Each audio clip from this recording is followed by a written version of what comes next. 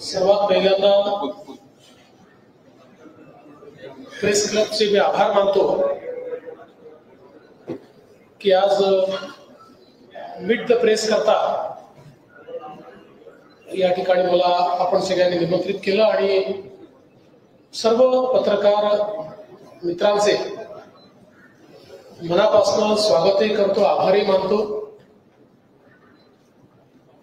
खरं म्हणजे ज्यावेळी निकाल लागला त्याचवेळी प्रदीप दादांनी मला हे सांगितलं होतं की महाराष्ट्रातली पहिली मीट द प्रेस नागपूरलाच झाली पाहिजे, त्यामुळे मी इतर कुठेही मीट द प्रेस न करता पहिली नागपूरला करतोय। कारण आपल्या सगळ्यांचं घर नागपूर आहे, आपल्या सर्वांना नागपूरबद्दल एक वेगळं आकर्षण देखील आहे। मी आपल्या सर्वांचे याकरता देखील आभार मानतो की नुकत्याच झालेल्या विधानसभेच्या निवडणुकीमध्ये आपल्या सर्वांचं सहकार्य हे मोठ्या प्रमाणात आम्हाला लाभलं आणि त्यामुळेच लोकसभेमध्ये जो फेक नरेटिव्ह महाराष्ट्रामध्ये तयार करण्यात आला होता की ज्याचा मोठा फटका आम्हाला बसला,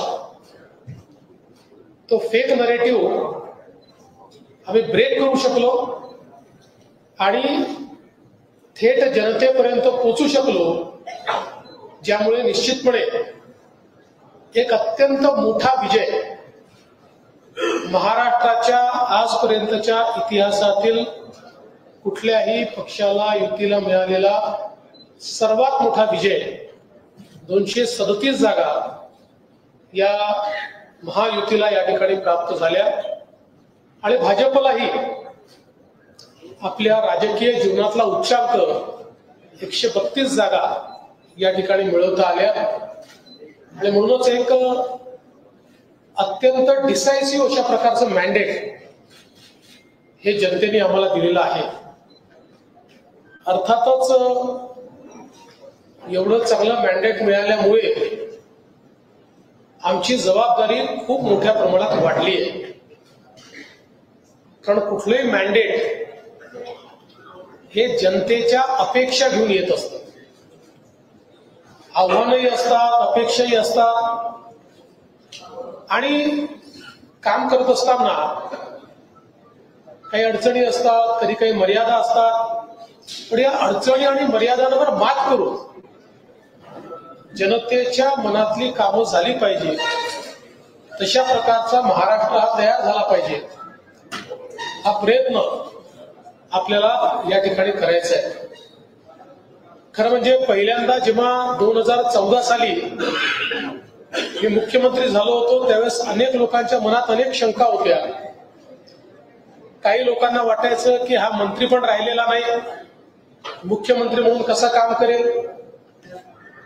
काही लोकांना वाटायचं की अतिशय नवखं अशा प्रकारचं काम यांच्याकडे आलेलं आहे, त्यामुळे महाराष्ट्रात परफॉर्मन्स कसा असेल।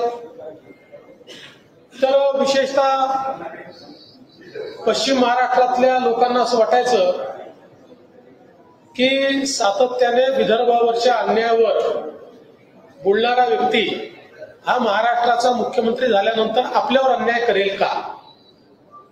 पण माझ्या पहिल्या 5 वर्षाच्या कामामध्ये लोकांच्या लक्षात आलं की विदर्भामध्ये तर खूप काम केलंच आपण, मोठ्या प्रमाणात विदर्भाचा जो हक्क होता तो विदर्भाला मिळवून देण्याचा प्रयत्न केला, पण त्याच वेळी महाराष्ट्राच्या कुठल्याच भागावर अन्याय आपण होऊ दिला नाही। किंबहुना विदर्भामध्ये सिंचनाचे प्रकल्प इतक्या मोठ्या प्रमाणात केले, जवळजवळ 80 प्रकल्प पूर्ण केले आणि अनेक प्रकल्प आता पूर्णत्वापर्यंत आणले, पण त्याच वेळी वर्षानुवर्ष रखडलेले पश्चिम महाराष्ट्रातले, उत्तर महाराष्ट्रातले, मराठवाड्यातले, कोकणातले प्रकल्प देखील तेवढ्याच गतीनं आपण पुढे आणले, ते पूर्ण केले।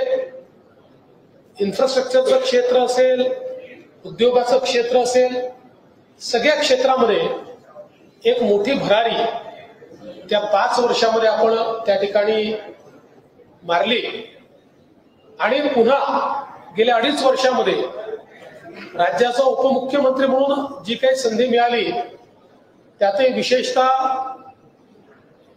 ऊर्जा विभाग असेल, इरिगेशन विभाग असेल, होम असेल, गृहनिर्माण असेल, अशा अनेक खात्यांचं काम करताना ऊर्जा विभागामध्ये तर पुढच्या 25 वर्षाचा रोडमॅप ऊर्जा विभागाचा आपण तयार केलाय आणि पुढच्या 2 ते 3 वर्षात ही परिस्थिती येईल की पहिल्यांदा उद्योगासहित सगळ्या प्रकारचे इलेक्ट्रिसिटीचे दर हे आपण कमी करू शकतो. अशा प्रकारची आज व्यवस्था ही ऊर्जा विभागामध्ये आपण उभी केलेली आहे. इरिगेशन मध्ये देखील आपल्याला कल्पना आहे की 6 नदीजोड प्रकल्पाची कामं आपण हातामध्ये घेतलेली आहे. ही 6 नदीजोड प्रकल्पाची कामं महाराष्ट्राचं ट्रान्सफॉर्मेशन करणारी आहे. म्हणजे एकट्या विदर्भातलं नदीजोड प्रकल्पात 10 लाख एकराला आणि विदर्भातल्या 7 जिल्ह्यांना पूर्णपणे ट्रान्सफॉर्म करू शकेल अशी, ज्याला जनरेशनल म्हणतात, अशा प्रकारचे जे प्रोजेक्ट्स असतात हे जनरेशनल प्रोजेक्ट्स आहेत. असे प्रोजेक्ट्स हे सगळे आपण हातामध्ये घेतलेले आहेत. दादांनी गडचिरोलीचा उल्लेख केला. मी जो वारंवार बोलायचो आणि आता ते होताना दिसत आहे की the next steel city of India is Gadchiroli. ते आज होताना आपल्याला पाहायला मिळत आहे.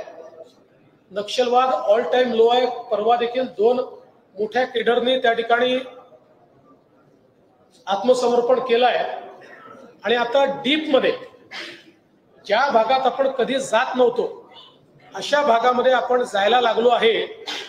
पुढच्या काळामध्ये एक प्रकारे निकराची लढाई ही संभावित आहे, ती होताना दिसते. पण त्यातून निश्चितपणे मोठ्या प्रमाणात गडचिरोली सारखं क्षेत्र हे बदलण्याचं काम आपण करणार आहोत. आज विदर्भामध्ये ज्या प्रकारे इन्व्हेस्टमेंट ऑपॉर्च्युनिटीज मला दिसत आहेत, ज्या येऊन राहिलेल्या आहेत, त्यातनं विदर्भालाही औद्योगिक इकोसिस्टीम जी पूर्णपणे आपल्याला लॅकिंग दिसत होती ती आता मोठ्या प्रमाणात उभी राहते आहे. आणि म्हणून मला असं वाटतं की हे सगळे चॅलेंजेस आहेत. हे करत असताना आम्ही ज्या काही योजना सुरू केलेल्या आहेत त्या योजना देखील आम्हाला चालवायच्या आहेत. हे खरं आहे की या योजनांचा भार हा आमच्या अर्थसंकल्पावर पडेल, पण त्याचंही नियोजन आम्ही योग्य प्रकारे करतो. आणि कोणाच्याच मनात शंका राहू नये म्हणून लाडकी बहीणचा देखील डिसेंबर महिन्याचा हप्ता हा जमा करणं आम्ही सुरू केलेला आहे आणि तोही सगळ्या खात्यांमध्ये लवकरच त्या ठिकाणी जमा होईल. एकूणच केंद्र सरकारच्या मदतीनं महाराष्ट्राला गतीने पुढे नेण्याचा आमचा प्रयत्न आहे. या निमित्ताने मी केंद्र सरकारचे आभार एका गोष्टीकरता मानतो की परवाच माननीय शिवराज सिंग चौहान साहेब आले होते आणि शिवराज सिंग चौहान साहेबांनी एकाच वर्षात आपल्याला 20 लाख घरं प्रधानमंत्री आवास योजनेच्या अंतर्गत दिली आहेत. हा देशातला रेकॉर्ड आहे. म्हणजे अनेक राज्यांना 10 वर्षात देखील 20 लाख घरं मिळालेली नाही. महाराष्ट्रामध्ये पहिल्यांदा आपण 2022चं जे टार्गेट ठेवलं होतं ते SCCच्या यादीप्रमाणे ठेवलं होतं. ते टार्गेट आपण पूर्ण केलं, पण ते टार्गेट होत असतानाच आपल्या लक्षात आलं की SCCची यादी अपूर्ण आहे. म्हणून आपण केंद्र सरकारकडे विनंती केली की यादी चुकीची बनलेली आहे, 2011ची यादी आहे आणि म्हणून आम्हाला पुन्हा घरांचं रजिस्ट्रेशन करण्याकरता संधी द्या. आणि मग 2018-19ला केंद्र सरकारने आवास प्लस नावाचं पोर्टल सुरू केलं, ज्यामध्ये आपण रजिस्ट्रेशन सुरू केलं आणि त्यामध्ये 26 लाख लोकांचं रजिस्ट्रेशन आपण केलेलं आहे. या 26 लाखापैकी जवळपास 20 लाख लोकांना घर देण्याचा निर्णय ऑलरेडी केंद्र सरकारने दिलेला आहे। आणि हे करत असताना मी केंद्राच्याही लक्षात आणून दिलं की काही अटी अशा होत्या की ज्याच्यामुळे गावातला गरीब हा काही प्रमाणात 10% हा त्या अटी शर्तींमुळे कुठेतरी अडकलेला आहे। त्या सगळ्या अटी शर्ती केंद्र सरकारने आता रद्दबातल केलेल्या आहेत आणि म्हणून आता अजून एकदा रजिस्ट्रेशन करून एक फायनल रजिस्ट्रेशन आम्ही करू आणि पुढच्या 5 वर्षामध्ये या सगळ्या लोकांना त्यांचं हक्काचं घर आम्ही देऊ। आणि हे करत असताना आमचा प्रयत्न आहे की प्रधानमंत्री आवास योजना असो, मोदी आवास योजना असो, जन्मन आवास योजना असो, शबरी आवास योजना असो, रमाई आवास योजना असो, आता या सगळ्या योजनांमध्ये जी घरं होतील या सगळ्या घरांना सोलर द्यायचं, जेणेकरून त्या घरामध्ये राहायला जाणारे जे आहेत त्यांना विजेचं बिलच येऊ नये, त्यांना मोफत वीज मिळावी, अशा प्रकारचा आमचा प्रयत्न हा या पुढच्या काळामध्ये असणार आहे। खरं म्हणजे अशा अनेक गोष्टी आहेत, मी सांगत राहिलो तर मीच बोलत राहील आणि इथे इंटरॅक्शन होणार नाही। पण मी एवढंच सांगतो की पुन्हा एकदा महाराष्ट्राच्या जनतेने, आमच्या सर्व आमदारांनी आणि आमच्या वरिष्ठ नेत्यांनी ही जी काही संधी मला दिलेली आहे त्या संधीचं सोनं करण्याचा प्रयत्न मी करेन। एक नागपूरकर म्हणून नागपूरकरांची मान नेहमी उंच राहिली पाहिजे की आपला प्रतिनिधी हा महाराष्ट्राचं नेतृत्व करताना महाराष्ट्रामध्ये आमूलाग्र बदल घडवतोय, अशा प्रकारची एक उंची या ठिकाणी गाठता यावी। आणि हे सगळं करत असताना पारदर्शी प्रामाणिकतेनं सरकार चाललं पाहिजे, हा जो पहिलेपासून माझा आग्रह असतो त्या आग्रहावर टिकून महाराष्ट्राला पुढे नेण्याचा प्रयत्न मी करणार आहे। येणारी आव्हानं खूप आहेत। हे खरं आहे की राजकारणामध्ये सर्व स्तराला जाऊन लोक आव्हानं निर्माण करतात, पण किमान गेल्या 10 वर्षाच्या माझ्या कार्यकाळामध्ये आपल्या लक्षात आलं असेल किती मोठं आव्हान निर्माण झालं तरी देखील धैर्यपूर्वक त्या आव्हानाचा सामना मी करतो आणि कधीही सत्ता ही माझ्या डोक्यात जात नाही। कारण ज्या विचारांनी मी राजकारणामध्ये आलोय त्या विचाराने सत्ता हे सेवेचं माध्यम आहे हेच मला शिकवलेलं आहे। त्यामुळे पुढे देखील कधीही सत्ता माझ्या डोक्यात जाणार नाही हा विश्वास आपल्या सर्वांना मी देतो। आणि पुन्हा एकदा आपल्या नागपूर प्रेस क्लबने आणि पत्रकार संघाने मला या ठिकाणी मीट द प्रेस करता निमंत्रित केलं। आपण सगळ्यांनी माझं स्वागत केलं, सत्कार केला, त्याबद्दल आपले मनापासून आभार मानतो। दोन प्रश्न विचारून टाकून माझ्यापर्यंत माहिती येईल की नाही सांगता खूप लोक सवाल। एक प्रश्न असा आहे की हे जे सायबरचा जो धोका आहे ना तो खूपच वाढतो। म्हणजे आता जर मी फोन केला तर केंद्राची रिंगटोन असते पहिले ते अवेअरनेस आणि दोन केंद्रीय गृहमंत्र्यांचा व्हिडिओ फार वाईट पद्धतीने क्रॉप केला। आज मी विधानसभेत होतो, तुम्ही जे नक्षलवादाला उत्तर दिलं तोही फार वाईट पद्धतीने क्रॉप केलं। तर हे जे सुरू आहे त्याच्यावर एक कायमस्वरूपी मेकॅनिझम करण्याचा विचार आहे का तुझे? कारण पुढे दुसरा एक प्रश्न असा आहे की दिवाळी दिवसाची समारोपाची प्रेस कॉन्फरन्स आहे, त्याच्यात एकनाथराव शिंदे असं म्हणाले की आम्ही कॅप्टन बदलला, आमची टीम दिली। तर आता 3 फॉर्मॅट आहे क्रिकेटचे, कसोटी, वनडे आणि T20 आणि तिन्हीचे कर्णधार वेगवेगळे असतात। तर सुदैवाने तुम्ही 3 आहात, तर तुमच्या तिघांची विभागणी तुम्ही कशी करता? कसोटी, वनडे आणि T20 कोण कोण करतो? पहिलं तर सायबर गुन्हे ही आज आपल्या समोरचं सगळ्यात मोठं आव्हान आहे। याचं कारण तंत्रज्ञान इतक्या वेगानं बदलते आहे आणि सोप्या पद्धतीनं ते लोकांपर्यंत पोहोचतं, लोक ते वापरतात। पण त्याच वेळी जे नालायक लोक आहेत, जे दुष्ट लोक आहेत, हे त्याच तंत्रज्ञानाचा उपयोग करून लोकांना मोठ्या प्रमाणात लुबाडणे, धोका देणे, डिस्कंटेंट तयार करणे, जाती जातीमध्ये विद्वेष तयार करणे, अशा प्रकारचा प्रयत्न मोठ्या प्रमाणात करतात। आणि म्हणून या संदर्भात सायबर अवेअरनेस कॅम्पेन केंद्र आणि राज्य सरकार मोठ्या प्रमाणात करत आहे आणि त्याचसोबत सायबर सिक्युरिटीचं सगळ्यात मोठा प्लॅटफॉर्म देशातला हा महाराष्ट्रामध्ये आम्ही सुरू केलेला आहे, ज्याच्यावर डिजिटल आणि सायबर वर्ल्ड मधले सगळे प्लॅटफॉर्मचं इंटिग्रेशन आम्ही केलंय आणि जगातले बेस्ट टूल्स हे आमच्याकडे आहेत की ज्या टूल्सचा वापर करून आम्ही आर्टिफिशियल इंटेलिजन्सच्या माध्यमातून केलेलं एखादा गुन्हा असेल किंवा वेगवेगळ्या प्रकारचे सायबर गुन्हे असतील हे वेगाने उघडकीस आणू शकतो, याची सुरुवात आम्ही केली आहे. जसं आपण सांगितलं की विधानसभेमध्ये नक्षलवादावर मी बोलत असताना नक्षलवादी कसे संविधान मानत नाही या संदर्भातलं जे वक्तव्य केलं होतं त्यातलं नक्षलवादी पाठ काढून संविधान मानत नाही एवढाच पाठ काही लोकांनी टाकला, पण त्यांना माहिती नाही. मी आज या निमित्ताने सगळ्यांना अवेअर करून देतो की आता अशा प्रकारे ज्यावेळेस आपण चुकीच्या पद्धतीनं एखादी गोष्ट एक्सवर टाकतो किंवा इंस्टाग्रामवर टाकतो किंवा फेसबुकवर टाकतो किंवा व्हॉट्सअपवर टाकतो, याचं 100% डिजिटल फुटप्रिंट आम्हाला शोधता येतं. 100%.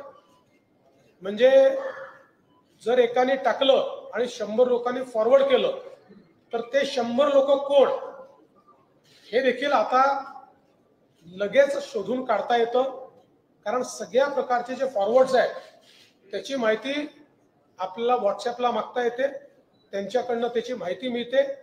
आणि म्हणून माझी तर सर्वांना हात जोडून विनंती आहे, कारण या गुन्ह्यामध्ये नुसता गुन्हा करणाराच गुन्हेगार नाही आहे, तर अशा प्रकारच्या खोट्या गोष्टी फॉरवर्ड करणारे आपल्याकडे अनेकांना समजते आलं की कर फॉरवर्ड, असं नाही आहे. तेही विचारपूर्वक केलं पाहिजे, कारण ते फॉरवर्ड केल्याबरोबर सहगुन्हेगार आपण होतो.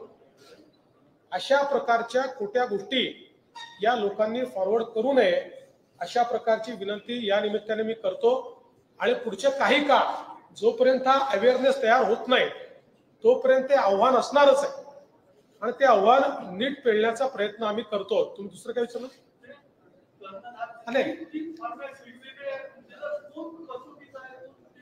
आम्ही तिघही सोबतच काम करतोय. 2.5 वर्षाचा कार्यकाळ होता म्हणून वन डे मध्ये उतरलो आम्ही, पण आमच्या लक्षात आलं की वन डेत उतरून चालणार नाही, म्हणून 2020ची मॅच खेळलो आणि तो विश्वचषक आम्ही जिंकलो. आता वन डे किंवा 2020 खेळण्याची आवश्यकता नाही आहे. हा टेस्ट मॅचचा फॉर्मॅट आहे, पण ही टेस्ट मॅच ड्रॉ होणारी टेस्ट मॅच नाही आहे, ही जिंकणारी टेस्ट मॅच असणार.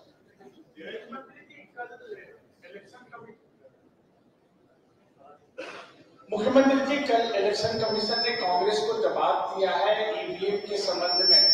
उनका कहना है कि ईवीएम के साथ छेड़खानी नहीं हो सकती और 1 घंटे में 76 लाख मतदान हो सकते हैं, क्योंकि एवरेज 1 लाख मतदान केंद्र थे तो 76 मतदान एक केंद्र में हो सकते हैं. दूसरा भी कांग्रेस ने आरोप लगाना शुरू किया. बंदी कर दीजिए उसको. सुनाई दे रहा है? कांग्रेस का दूसरा आरोप है कि जब तक अमित शाह की माफी नहीं मांग लेते तब तक उनका आंदोलन जारी रहेगा. कल 27 तारीख को जय बापू जय भीम जय संविधान की रैली भी निकाल रहे हैं. दोनों को किस तरीके से आप देख रहे हैं? देखिए, पहली बात तो सोए हुए को जगाया जा सकता है, सोने का नाटक करने वाले को जगाया नहीं जा सकता. कांग्रेस पार्टी भली भांति जानती है कि ईवीएम ये टेम्पर प्रूफ है. आज तक जितने चैलेंज ईवीएम को टेम्पर करके दिखाइए इस प्रकार से इलेक्शन कमीशन ने दिए, न कांग्रेस पार्टी कुछ कर पाई न कोई व्यक्ति कुछ कर पाया. तो कांग्रेस की ये नीति रही है, चुनाव हारते हैं तो ईवीएम की बात करते हैं, जीतते हैं तो लोकतंत्र जीता ऐसा कहते हैं. लेकिन अब कांग्रेस को जवाब देने के लिए न मेरी जरूरत है न इलेक्शन कमीशन की जरूरत है. कांग्रेस को जवाब उमर अब्दुल्ला जी ने भी दिया है और कांग्रेस को जवाब ममता बनर्जी जी ने भी दिया है. उन्होंने स्पष्ट रूप से कहा है कि कांग्रेस ये ईवीएम को गाली देना बंद करें। दूसरा, मेरा मानना है कांग्रेस पार्टी ने देश से माफी मांगनी चाहिए दो चीजों के लिए। एक, जिस प्रकार से लगातार उन्होंने भारत रत्न डॉक्टर बाबा साहब अम्बेडकर का अपमान किया, उनको चुनकर नहीं आने दिया, हर बार उनको अपमानित किया, उनके महापरिनिर्वाण के बाद महापरिनिर्वाण की जगह पर स्मारक बनाने के लिए सुई के नोक जितनी जगह भी कांग्रेस पार्टी ने नहीं दी। कई लोगों को भारत रत्न दिया, लेकिन जो भारत के रत्न डॉक्टर बाबा साहब अम्बेडकर थे, इनको भारत रत्न कांग्रेस पार्टी ने नहीं दिया। डॉक्टर बाबा साहब अम्बेडकर की जहां जहां स्मृतियां थी, ऐसी कोई जगह उन्होंने स्मृति स्थल के रूप में विकसित नहीं की, ये सारी बीजेपी ने की। तो कांग्रेस पार्टी को हमेशा ये डर होता है कि नेहरू गांधी परिवार से बड़ा कोई न बने, और इसीलिए उन्होंने हमेशा भारत रत्न डॉक्टर बाबा साहब अम्बेडकर जी को नीचा दिखाया। इसके साथ साथ इस बात के लिए भी उन्होंने माफी मांगनी चाहिए कि इतनी बड़ी नेशनल पार्टी है, वो पार्टी किसी व्यक्ति के भाषण का वीडियो काट कर एडिट करके उसको चलवाती है, संसद का भी समय गवाती है, और साथ साथ देश में भी लोगों को बरगलाने का काम करती है। जो उन्होंने अमित शाह जी के साथ किया, ये राजनीति का ओछापन है, क्योंकि भारतीय जनता पार्टी, अमित भाई शाह, नरेंद्र मोदी जी, ये भारत रत्न डॉक्टर बाबा साहेब अम्बेडकर जी का अवमान सपने में भी नहीं कर सकते। इसलिए कांग्रेस पार्टी जमीन खिसक चुकी है, उस जमीन को पाने के लिए ये सारा प्रयास कर रही है। मराठा आरक्षणाचा मुद्दा वारंवार चर्चेत येतो। मनोज जरांगे पाटील गेले अनेक दिवस शांत होते, आज पुन्हा ते बोलले आहेत की आता पुढे मजा येईल।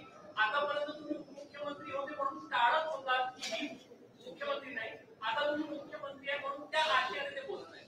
पहिली गोष्ट तर हा मजा घेण्याचा प्रश्न नाहीच आहे, याच्यावर मजा काय आली पाहिजे हा जनतेच्या जिव्हाळ्याचा प्रश्न आहे।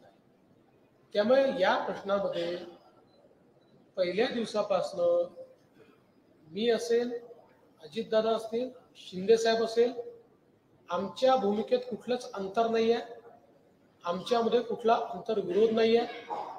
जे निर्णय घेतले तिघांनी मिळून घेतले, पुढे जे निर्णय घेऊ तिघं मिळून घेऊ। जयंत जी, आपने बोला कि गढ़चिरौली को स्टील सिटी बनाएंगे, लेकिन विदर्भ के बाकी जिलों में कोई बड़ी इंडस्ट्री आना चाहिए, इसके लिए कोई प्लान है क्या? सभी जिलों में अभी इंडस्ट्री आ रही है, और जब मैं गढ़चिरौली की बात करता हूं तो केवल गढ़चिरौली तक सीमित नहीं होता है, क्योंकि जिस प्रकार से अभी हमारे पास ये खनिज मिल रहा है, तो अकेले गढ़चिरौली इसको कंज्यूम नहीं कर सकती। इसके साथ साथ चंद्रपुर को भी करना पड़ेगा, वर्धा को भी करना पड़ेगा, भंडारा गोंदिया को भी करना पड़ेगा, और नागपुर को भी करना पड़ेगा, तब जाकर हम इसको कंज्यूम कर पाएंगे।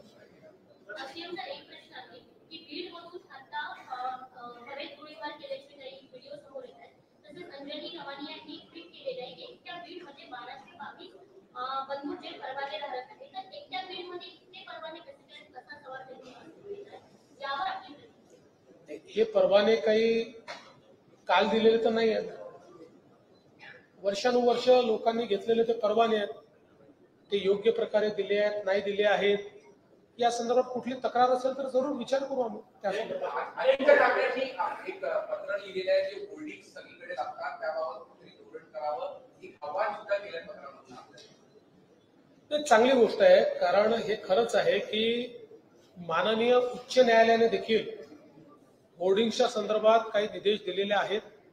महाराष्ट्रामध्ये आपण चांगल्या प्रकारे ते पाळतो, तरी देखील अनेक वेळा कार्यकर्ते उत्साहाच्या भरात इल्लीगल होर्डिंग्स लावतात।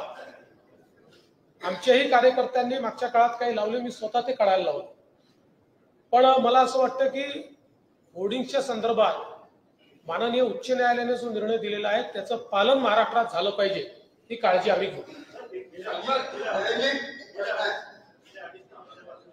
देवेंद्र मला असं वाटतं की जानेवारीमध्ये त्या संदर्भात सुप्रीम कोर्टाने अंतिम सुनावणी ठेवलेली आहे. आम्ही पण सातत्याने सुप्रीम कोर्टाला अर्ज केलेला आहे. मला अशी अपेक्षा आहे की जानेवारी महिन्यातच सुप्रीम कोर्ट सुनावणी अंतिम करून या संदर्भातला निकाल देईल आणि त्यानंतर जो काही स्टॅट्युटरी वेळ असेल त्यानंतर ती झाली पाहिजे. अर्थात त्या तारखा ठरवायचा अधिकार आमचा नाही, तो इलेक्शन कमिशनचा आहे. पण आम्ही देखील सरकार म्हणून या केसमध्ये मॅक्सिमम इंटरव्हेन्शन करून ती लवकरात लवकर निकाली निघावी हा प्रयत्न आमचा आहे.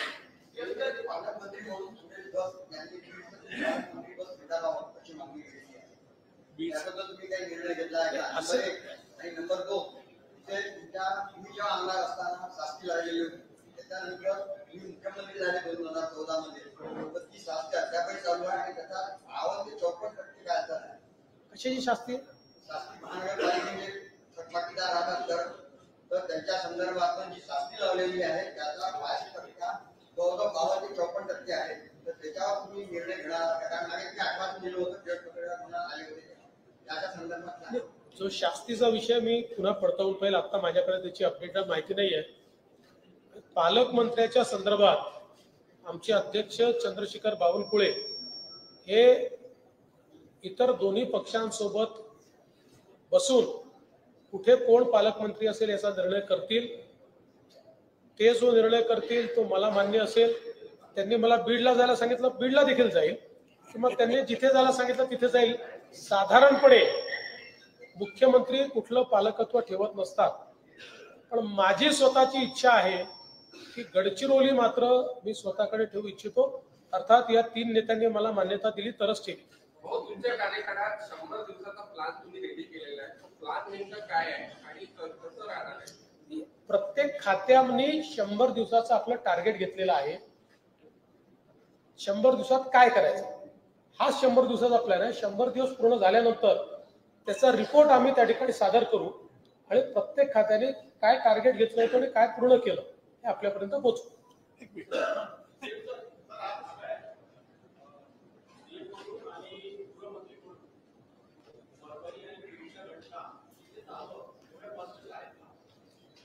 असं आहे की घटना फार महत्वाच्याच आहेत आणि म्हणूनच इथे अधिवेशन सुरू असताना मी स्वतः उपमुख्यमंत्री अजितदादा पवार यांना विनंती केली आणि अजितदादा पवार स्वतः त्या ठिकाणी गेले.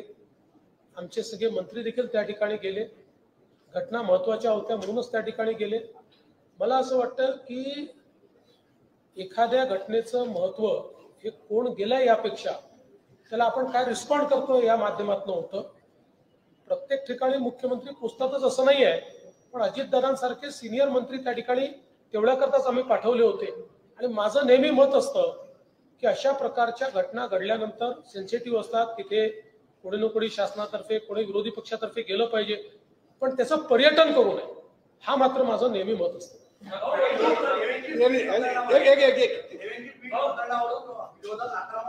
सोबतच त्या ठिकाणी म्हणजे बीड जिल्ह्याचं ते जे कंपॅरिझन आहे ते आता बिहार सोबत आणि एक गुन्हेगारी असलेला जिल्हा म्हणून करतायत. कधीतरी असे घटना जेव्हा घडतात त्यावेळी अशा प्रकारच्या चर्चा होतात, पॅरलल्स ड्रॉ होतात. आणि याचा अर्थ बीड जिल्ह्याला इतके बदनाम आपण करू नये. मात्र हे खरं आहे की गेल्या काही दिवसात तिथे घडलेल्या घटना या गंभीरच आहेत आणि आम्ही त्या गंभीरतेने घेतलेल्या आहेत. आणि अशा प्रकारच्या गुन्हेगारांवर जरब ही बसवल्याशिवाय आम्ही थांबणार नाही. मी कालही सांगितलं, आजही सांगतो, बीड जिल्ह्यामुळे मध्ये कोणाची दादागिरी चालू देणार नाही. लोकसभा निवडणुकीमध्ये तुम्हाला एक ठरवून लक्षात केलं गेलं विधानसभा निवडणुकीमध्ये त्याची पुनरावृत्ती झाली. आता तुम्ही राज्याचे मुख्यमंत्री आहेत असं वाटतं का मला परत ती पुनरावृत्ती होऊ शकते? त्यासाठी माइंडसेट केलेलं आहे. असं आहे की विरोधकांना जे करायचं आहे ते करतीलच, पण गेल्या 5 वर्षात मला टार्गेट केल्यानंतर त्यांच्या हाती काय मिळालं याचा विचार त्यांनी केला तर कदाचित नाही करणार. आणि त्यांना जर आत्मचिंतन नाही करता आलं तर पुन्हा करतील.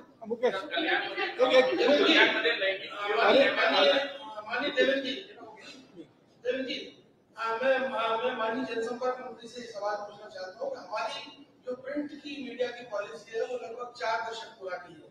तो दूसरा ये कि डिजिटल में भी हम लोगों को बहुत नई पॉलिसी डेवलपमेंट नहीं हुआ तो हम ये जानना चाहेंगे क्या इस 5 वर्ष के दौरान आप पत्रकारों के लिए जनसंपर्क मंत्री के रूप में चेहरा दिखा पाएंगे? चेहरा तो रोज ही दिखाता हूँ, लेकिन आपने नहीं समझ रहा हूँ मैं बात को आपकी। आपने बहुत बहुत अच्छा सुझाव दिया है। एक नई पॉलिसी हम लोग निश्चित रूप से तैयार करेंगे। एक 1 मिनट। अरे कि एयरपोर्ट का तो अभी टेंडर अलॉट हो चुका है। जीएमआर बहुत तेजी से वहां पर काम शुरू कर रहा है और मिहान में आप देख रहे हैं लगातार निवेश आ रहा है और अभी आने वाले कुछ दिनों में और कुछ अच्छी अनाउंसमेंट मैं करूंगा। सर, हाँ। पेट्रोकेमिकल रिफाइनरी का मुख्यमंत्री साहेब तुम्ही आता बोलताना म्हणाले की नागपूरकरांची मान उंच होईल, पारदर्शी कारभार राहील. नागपूरकरांना एकच मागणी आहे, ते आता 29 तारखेला पुन्हा चिपको आंदोलन करणार आहेत. कालच बेसा चिपळामध्ये 3 किलोमीटरच्या रस्त्यासाठी 50 झाडे विना परवानगीने कापण्यात आली, त्याच्यात 25 हेक्टर. याशिवाय मालकापूरमध्ये पण आणि आपल्या जिल्हाधिकारीचं कार्यालय नवीन म्हणजे मोठ्या प्रमाणात झाडाची कत्तल होते. माहितीच्या अधिकारात मागितलं तर 3 परवानगी देण्यात आल्या, त्याच्यातच 1000 झाडांची परवानगी होती. गेल्या 2 वर्षात अशा 2000 परवानग्या देण्यात आल्या काही झाडे कापण्याची. लाखो झाडांची कत्तल झालेली आहे. त्यांची इतकीच मागणी आहे की कठोर कायदा होणार का, येणाऱ्या पिढीला आपण प्रदूषण मुक्त नागपूर देणार का? बघा, पहिल्यांदा तर अवैध झाडांची कत्तल कुठेही आम्ही मान्य करणार नाही, त्याच्यावर कडक कारवाईच केली जाईल. मात्र आपण ज्यावेळेस विकास करतो त्यावेळी अनेक वेळा बांधकामं करताना झाडं कापण्याची परमिशन द्यावी लागते. आता एखादा रस्ता वाईड करायचा असेल तर बाजूची झाडं कापावी लागतात. समजा रस्ता वाईड केला नाही तर त्याच्यावर ट्रॅफिक जो स्लो होतो तो ट्रॅफिक देखील प्रदूषणच तयार करतो. मात्र आपला नियम असा आहे, एका झाडाच्या मागे किती झाडं लावायचे याचा नियम आपण केला आणि त्याचा आता आपण ट्रॅकिंग करतो. तेवढी झाडं लागली की नाही, ती मोठी झाली की नाही. त्यामुळे कुठेही झाड कापून टाकलं आणि सोडून दिलं असं नाहीये. तर प्रदूषणाचं मिटिगेशन करण्याकरता आपल्याकडे नियम तयार केले आहेत, त्याचं काटेकोर पालन आपण करत असतो. कुठे बसला विदर्भामध्ये शेतकऱ्यांचे प्रश्न आता या बेरोजगारी मोठ्या प्रमाणात आहे. बरेचसे पोरं पुणे मुंबईत जातात. शेतकऱ्यांची एमएसपीची विषय आहे, त्याच्याबद्दल लॉस असं आहे की एमएसपीच्या संदर्भातली खरेदी ही अधिक सुलभ झाली पाहिजे असा आमचा प्रयत्न यापुढे असणार आहे. मी कालच बैठक घेतली आणि त्या बैठकीत सांगितलं की दरवर्षी सोयाबीनची खरेदी करायचीच आहे, कापसाची खरेदी करायचीच आहे. ज्या ज्या गोष्टींची खरेदी करायची आहे त्याच्या सुलभतेनं ती खरेदी कशी होईल याची एक परमनंट व्यवस्था उभी केली पाहिजे. तर त्या दृष्टीने ज्या राज्यांनी चांगली व्यवस्था केली आहे ती व्यवस्था पाहून आपल्याकडे त्या व्यवस्था कशा करता येतील आमचा प्रयत्न असणार. आता मोठ्या प्रमाणात आपल्याकडे निवेश येतोय, मोठ्या प्रमाणात इन्व्हेस्टमेंट येते आहे, त्याच्यामुळे निश्चित रोजगार निर्मिती होईल. मुख्यमंत्री साहेब, तुम्ही सर्वप्रथम तर मी तुमचं आभार मानेन आणि अभिनंदन सुद्धा करेल की तुम्ही महाराष्ट्राचे आणि विशेष करून आमच्या नागपूरकरांसाठी खूप गर्वाची गोष्ट आहे. एक सर, डिजिटल माध्यमांसाठी महाराष्ट्रातील संपूर्ण डिजिटल माध्यमांसाठी एक निकष तयार करावा अशी मागणी आहे सर, तर ते पूर्ण करा. निश्चितपणे चांगली मागणी आहे. मी मगाशी सांगितलं की आता माध्यमं खूप मोठ्या प्रमाणात बदललेली आहेत. सगळ्या माध्यमांची इन्क्लुझिव्ह पॉलिसी ही आम्ही निश्चितपणे तयार करू. एक प्रश्न असा होता की लोकसभेच्या निकालापासून आतापर्यंत जो प्रवास करण्यात होता आणि त्यानंतर 3 पार्टींचं युती, तर तुम्हाला काय वाटतं की तुमच्या या पुढच्या 5 वर्षात सर्वात मोठं आव्हान? मला असं वाटतं की जसं मी पहिल्यांदा सांगितलं, अपेक्षा जेव्हा चांगलं मॅन्डेट मिळतं त्याच अपेक्षाही मोठ्या असतात. त्या अपेक्षा अनुरूप कारभार करणं हे एक मला असं वाटतं मोठं आव्हान आहे आणि त्या दृष्टीनेच आम्ही पुढचं जे प्लॅनिंग सगळं केलेलं आहे हे बॅलन्स्ड ग्रोथ आणि बॅलन्स्ड डेव्हलपमेंट, म्हणजे केवळ पायाभूत सुविधांचं क्षेत्र नाही तर सामाजिक क्षेत्र देखील, या दोन्ही क्षेत्रांमधला बॅलन्स साधून बॅलन्स डेव्हलपमेंट आणि बॅलन्स ग्रोथ कशी करता येईल असा आमचा प्रयत्न. कॉम्प्लेक्स का क्या स्टेटस है? आपण मुख्यमंत्री आहे, जातीय आंदोलन का पुढे व्हायचं त्याच्यावर काय? मला त्याच्यावर फार काही बोलायचं नाही. मला असं वाटतं की तुम्ही हा प्रश्न विचारताय, यातनंच महाराष्ट्रातल्या जनतेला अनेक गोष्टी लक्षात येतात. पेट्रोकेमिकल कॉम्प्लेक्सच्या संदर्भात आपण पाठपुरावा करतोय. कल्याणपूर्वमध्ये अत्याचाराची घटना घडलेली आहे. कल्याणपूर्वमध्ये बदलापूरच्या घटनेनंतर आता असं वाटतं की पुन्हा त्यांना फाशी द्यावी, गोळ्या मारण्याला अशा पद्धतीची मागणी होती. काही धोरणात्मक बदल यात असं आहे की आपण जर बघितलं असेल तर दुर्दैवाने समाजामध्ये अशा प्रकारच्या घटना या घटनांना आपल्याला पाहायला मिळतात. याच्यावर उपाय जो आहे तो एकीकडे वेगानं न्याय व्यवस्थेनं न्याय देणं आणि दुसरीकडे समाजामध्ये अवेअरनेस तयार करणं. कारण आपण बघितलं असेल तर अत्याचाराच्या घटनापैकी 95% घटना नातेवाईक किंवा ओळखीच्या लोकांकडनं होतात. त्यामुळे हा जसा एक प्रकारे कायदा सुव्यवस्थेचा प्रश्न आहेच, मी नाकारतच नाही, पण त्यासोबत हा सामाजिक प्रश्न देखील आहे. समाजामध्ये देखील आपल्याला महिलांच्या प्रती, मुलींच्या प्रती अधिक जागरूकता तयार करावी लागेल. तो प्रयत्न देखील आम्ही करणार.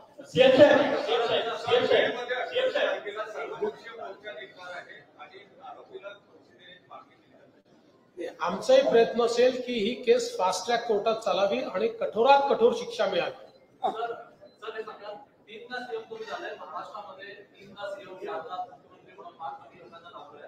महाराष्ट्रात सध्या एक व्यक्ती आहे त्याला 4दा सीएम म्हणण्याचं सौभाग्य लाभलं. तुम्हाला 3 सौभाग्य लाभलं, तुम्हाला 3दा सीएम म्हणण्याचं सौभाग्य लाभलं. त्यांचं राजकारण जे गट शाळा यांचं राजकारण आहे. तुमचं राजकारण वेगळ्या पद्धतीचं आहे. इन्फ्रा प्रोजेक्ट असतील, 3दा सीएम झाला असेल, 4दा सीएम झाला असेल, जबाबदारी जी आहे ती वाढत असते. देशभरातील ज्या लोकांना 3दा मुख्यमंत्री पद मिळालं, 4दा मुख्यमंत्री पद मिळालं, त्याची जबाबदारी वाढत असते. तुम्हाला 3दा मुख्यमंत्री पद मिळालंय, तुमचं राजकारण आणि 4दा मुख्यमंत्री राज्याला जनतेला दिलं त्यांचं राजकारण काय वाटतं? दोघांची आपली स्टाईल आहे राजकारण करण्याची. मुळातच मी राजकारणीच नाही. मला काटशहाचं राजकारण करता येत नाही. मी आपल्या मार्गाने राजकारण करत जातो. माझ्या राजकारणाच्या केंद्रबिंदू जो आहे तो सकारात्मकता आहे, पॉझिटिव्हिटी. सगळ्या क्षेत्रांमध्ये पॉझिटिव्हली काम करायचं, इंटरव्हेन्शन करायचं हा प्रयत्न माझा असतो. अनेकदा त्याच्यात अडथळे येतात, ते डिरेल होतं, पुन्हा आपल्याला ते मार्गावर आणावं लागतं. आणि शेवटी पहिल्यांदा मुख्यमंत्री झालो आणि आज झालो यातला एक महत्वाचा फरक काय असतो तर अनुभवातून आपण शहाणे होत जातो. आपल्या चुका कमी होतात. चुका होत नाही असं नाहीये. जो काम करेल तो चुका करेल, जो निर्णय घेईल तो चूक निर्णय, जो निर्णयच करणार नाही तो चूक करणार. मी या मताचा आहे की निर्णय केला पाहिजे आणि कधी कधी चुका झाल्या तर सुधारल्या पाहिजे. आपण चूक केली तर प्रांजळपणे तो निर्णय मागे देखील घेतला पाहिजे. घेतला, मी अनेक वेळा घेतला आहे. त्याच्यामुळे मला असं वाटतं की माझी काम करण्याची जी पद्धत आहे ही सकारात्मकतेनं पुढे जायचं.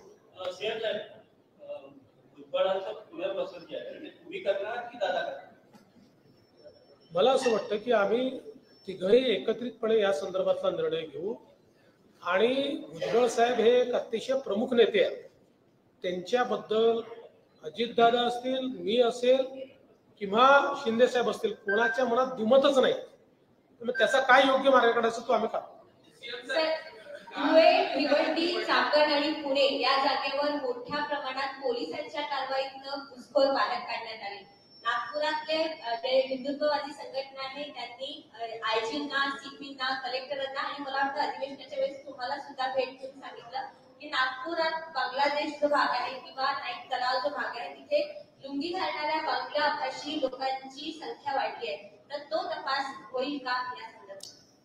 जिथे कुठे घुसखोर असतील त्या घुसखोरांना काढणं हे आपलं राष्ट्रीय कर्तव्य आहे. ते निश्चितपणे केलं जाईल.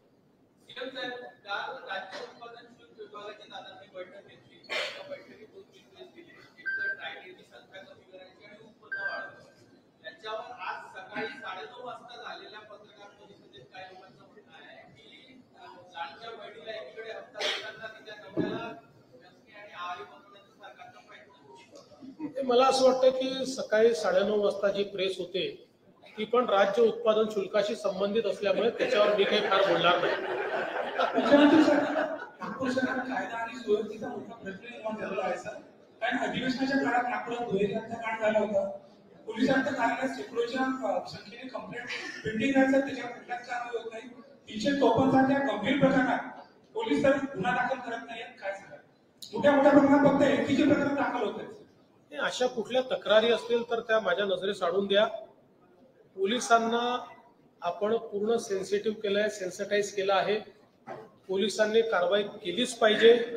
आणि मी तर पोलिसांना सांगितलं की मी मुख्यमंत्री किंवा गृहमंत्री झालो की संपूर्ण महाराष्ट्राचं लक्ष नागपूरवर असतं. नागपूरला कसं बदनाम करता येईल असाही आमचे विरोधक प्रयत्न करतात. छोट्या घटनांना मोठं केलं जातं.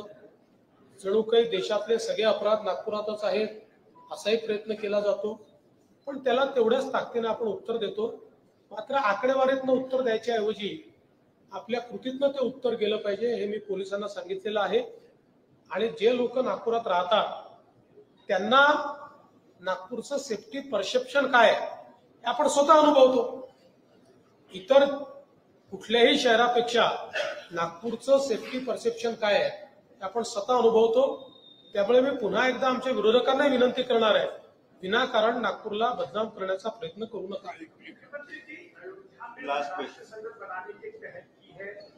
वो कब तक कंप्लीट हो जाएगा और कुंभ मेले की भी आपको निमंत्रण मिला है क्या बीसीएम और मंत्रिमंडल के साथ कुंभ में जाने वाले हैं?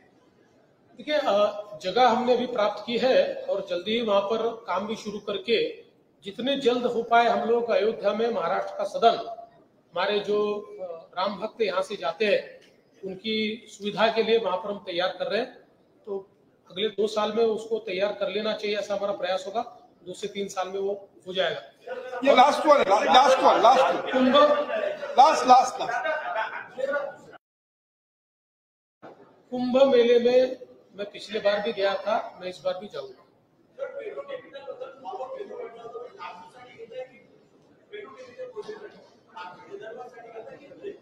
नाही, विदर्भाकरताच आपण त्याचा हे तयार केलाय ना. नागपूर करताच आपण त्याचा रिपोर्ट आहे, डीपीआर आहे, तो तयार केला.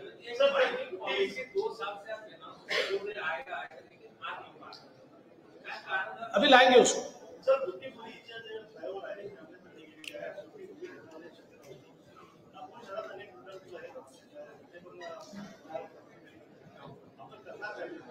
मला असं वाटतं की बुटीबोरीचा जो काही प्रश्न आहे, एका स्पॅन मध्ये त्या ठिकाणी काही गोष्टी लक्षात आल्या म्हणून त्याचं ट्रॅफिक बंद करून त्याचं स्ट्रेंथनिंग आपण करतोय.